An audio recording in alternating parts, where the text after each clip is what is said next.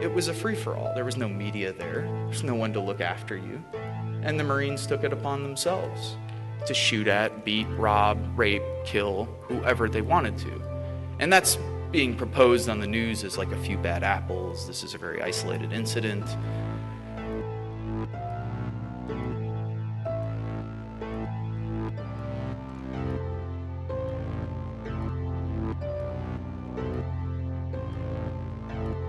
We pretend as though the military is like a jobs program. It's college benefits. You can learn job skills there.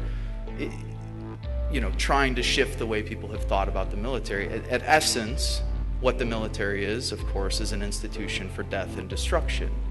So what you're taking is 17, 18, 19-year-old kids. You're putting them through 13 weeks of boot camp training. You're putting them through 8 weeks of school of infantry training.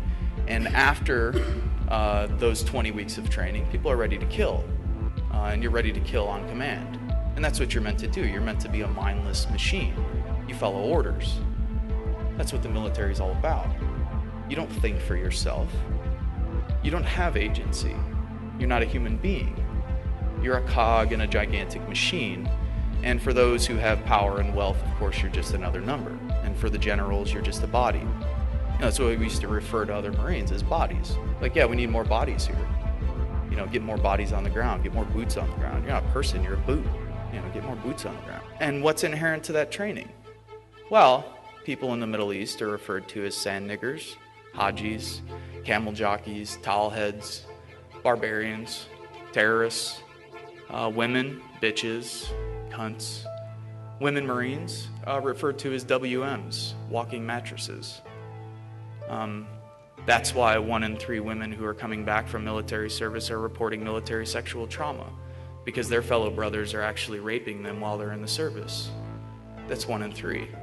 It's not far removed from the 1 in 4 women in America who already report sexual trauma throughout their lives, or have experienced it at least once. So, again, firmly entrenched in the military culture and in the institution is patriarchy and homophobia. Of course, everyone is referred to as a faggot, queer, pussy, a cunt. Again, reinforcing that you're weak, of course, if you're gay, bisexual, queer, so on and so forth. All firmly entrenched in the training, all firmly entrenched in the ideology, and all firmly entrenched in the kind of linguistics and the lexicon within the military.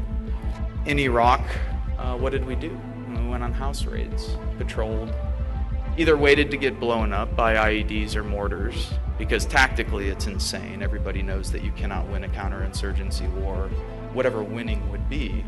It's never happened. You can talk to the British who've been to Malaysia, you could talk to the French who've been to the Algiers, you could talk to the Americans and Australians and the rest who've been to Vietnam and Korea, and the Soviets in Afghanistan, and the United States in Afghanistan and Iraq, and every single time militarily have had their asses kicked, and rightfully so. But have also caused tremendous amounts of death and destruction. 1 million Iraqis dead. 7 million Iraqis displaced within a country of 25 to 30 million people. An entire generation lost. People forget that when there's a war for 10 years, kids don't go to school. You don't develop. You drop depleted uranium-coated rounds that have a half-life of X amount of billion years, and so now you have birth defects in towns like Ramadi and Fallujah that are 500% what they were 10 years ago. We've absolutely devastated that country, the United States and the West. After 30 years of warfare, supporting both sides in the 8-year war with Iran and Iraq, the Gulf War, the sanctions throughout the 90s that Madeleine Albright and Bill Clinton said were worth it.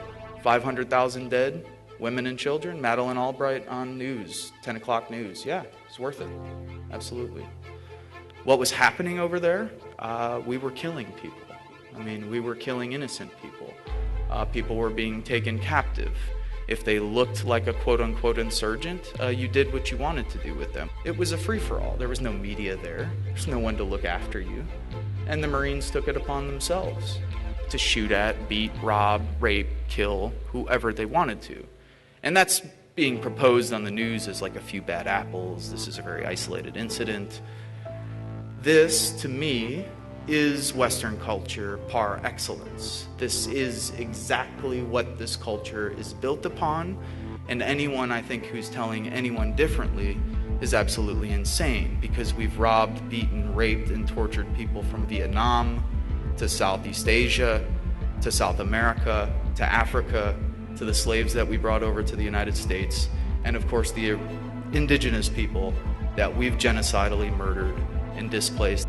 We operate 900 to 1,000 military bases worldwide and have overthrown democratically elected governments from Libya to Iran to Chile, and right now as we speak, drones are killing civilians from Pakistan to Somalia, all in the name of American empire and all with American tax dollars.